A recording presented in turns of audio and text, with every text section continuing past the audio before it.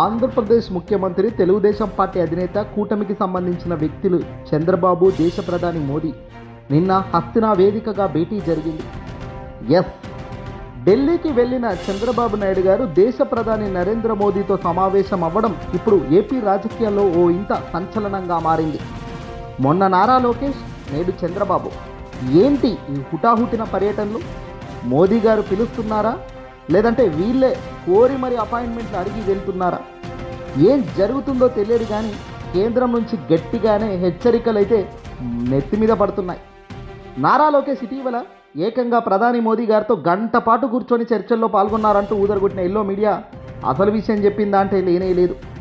కానీ నారా లోకేష్కు చంద్రబాబు నాయుడు గారికి ఒక్కటే పైనుంచి కేంద్రం చెబుతుందట, ప్రజలు మన వైపు లేనప్పుడు కాస్త ఆలోచించి అడుగులు వేయండి, అనవసరంగా తప్పటి నిర్ణయాలకు పోకూడదు, ఏం చేసినా 3 పార్టీలకు ఎఫెక్ట్ అవుతుంది అన్నదే చాలా ముఖ్యమైన గమనిక. తెలుగుదేశం పార్టీ ఒక్కటే స్వతంత్రంగా అధికారంలో ఉన్నట్టు నడిపిస్తున్నారే తప్ప వెనకాల జనసేన, బీజేపీ ఉన్నారు అనేది అక్కడక్కడ మర్చిపోతూనే ఉన్నారు. గ్రౌండ్ లెవెల్లో ఆ గొడవలు జరుగుతూనే ఉన్నాయి.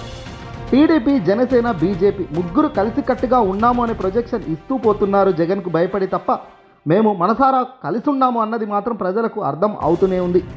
కానీ కట్ చేస్తే ఇటీవల దేశ ప్రధాని నరేంద్ర మోదీ వద్దకు చంద్రబాబు ఎందుకే పోయారు అంటూ కొన్ని వార్తలు వస్తున్నప్పటికీ ఈ నెల 16వ తేదీన ఆంధ్రప్రదేశ్ పర్యటనకు ఏకంగా మోదీ గారే రాబోతున్నారట. ఇక్కడ అసలు ట్విస్ట్ ఉంది. ఉమ్మడి కర్నూలు జిల్లాలో ఆయన పర్యటన ఉంటుంది. మొట్టమొదట శ్రీశైలం మల్లికార్జున స్వామి దర్శనం, ఆ తర్వాత భ్రమరాంబికా దేవిని దర్శించుకుంటారు మోదీ గారు. ఆ తర్వాత కర్నూలులో నిర్వహిస్తున్న సూపర్ జీఎస్టీ, సూపర్ సేవింగ్స్ కార్యక్రమానికి హాజరవుతారు.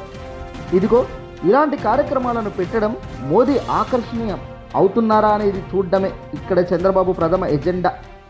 ఇటీవల నకిలీ మద్యం కేసు అనేది ఒకటి దేశవ్యాప్తంగా సంచలనం అవుతోంది. ఆంధ్రప్రదేశ్లో సొంతంగా నీళ్ళ ప్లాంట్లు పెట్టినట్టుగా వాటర్ ప్లాంట్లు పెట్టినంత ఈజీగా లిక్కర్ ప్లాంట్లు పెడుతున్నారు.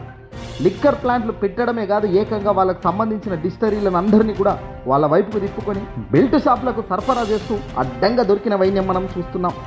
ఈ అడ్డంగా దొరికిన జనార్దన్ రావో, ఇంకో రావో వీళ్ళ పరిస్థితి ఏంటంటే అంటే ఆఫ్రికాలో వీళ్ళు మద్యం వ్యాపారంలో నిపుణులు.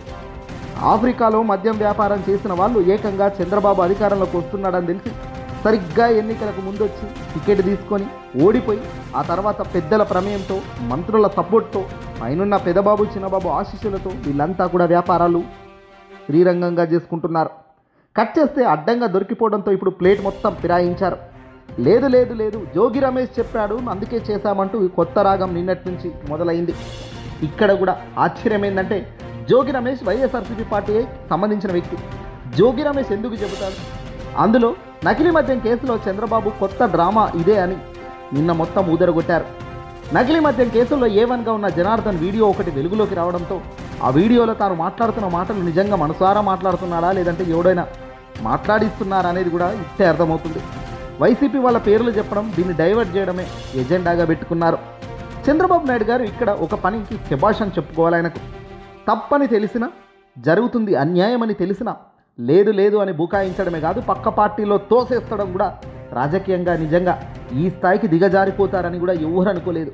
కానీ అధికారం కోసం ఏదైనా జరుగుతుంది కదా, ఇప్పుడు అదే జరుగుతుంది.